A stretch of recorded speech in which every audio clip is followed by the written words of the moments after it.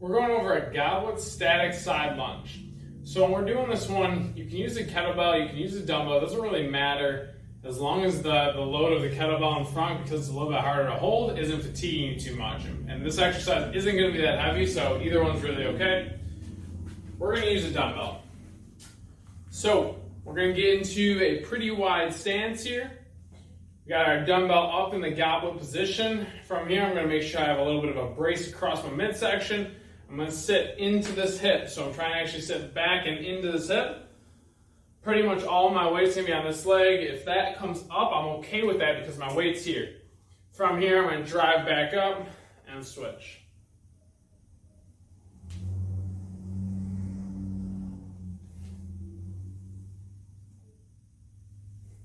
When we're doing it, the biggest thing I'm looking for, so you guys can see from the side, is to make sure that we're really loading the hip and not just the knee.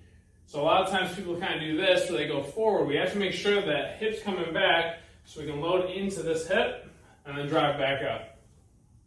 Boom. You'll notice the whole foot, whatever one I'm on, is going to stay planted because I'm trying to drive through that whole foot.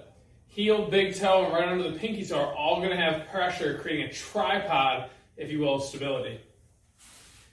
As you're doing the last thing, far too often we have a knee that comes in, something like that. We're going to have to work to make sure that knee stays stacked right on top of our foot as we're getting into that lowered position. That's going to make sure that we can load the hip and not just the knee, and not into internal rotation or valgus too heavily.